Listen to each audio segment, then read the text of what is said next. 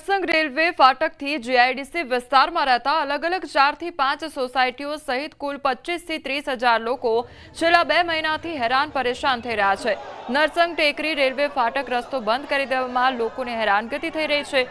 વળી વૈકલ્પિક વ્યવસ્થા તરીકે જે રસ્તો હતો તે પણ સાંકડો હોવાથી ત્યાં પાણી ભરાઈ જવાની સમસ્યા સર્જાય છે અને ખુદ તંત્ર દ્વારા તોડી પાડવામાં આવ્યો, જેથી લોકોને 2 થી 3 કિલોમીટર દૂર બ્રિજ પર ચડીને અવરજવર કરવી પડે છે, જેથી સ્થાનિકો મોટી સંખ્યામાં રેલવે ફાટક પાસે એકત્રિત થઈને આ મામલે વિરોધ નોંધાવ્યો હતો। સ્થાનિકોએ જિલ્લા કલેક્ટરને આવેદનપત્ર આપી વહેલી તકે રસ્તો ખોલવામાં આવે તે માટે માંગણી કરી હતી। અત્યારે હાલ અમારા રોજિંદા જીવનમાં ખૂબ જ ઘણો ફરક પડ્યો છે ફાટક બંધ કરવાથી। એમ કે અમારા બાળકોની વેન હોય કે રિક્ષાઓ હોય એ લોકો બધાએ ભાડા વધારી દીધા છે, રિક્ષાવાળાઓએ ભાડા વધારી દીધા છે।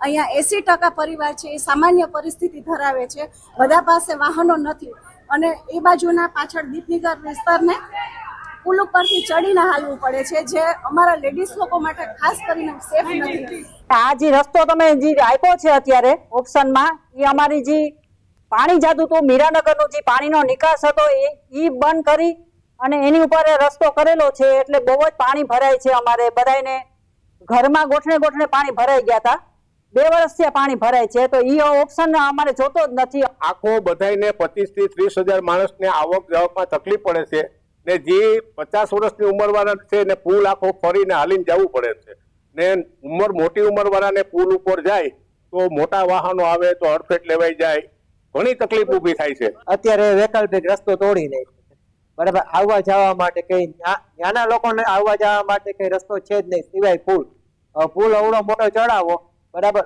ઉદ્યોગમાં જે મજૂર વર્ગ આવે સાયકલ લઈને, જે લારી વાળા આવે સ્કૂટર વાળા ચડાવે, લારી વાળા આવે એ લોકો કેમ છે ગલઢા માણસ હોય અને ઓલી સાઈડ જવું નરસંગ ટેકરીએ બસમાં જવું, એ લોકો કેમ નીકળે? તો આ બાબતે અમે તમામ સંબંધિત અધિકારીઓ સાથે તથા રેલવે સાથે ફરી એક બેઠક કરીશું।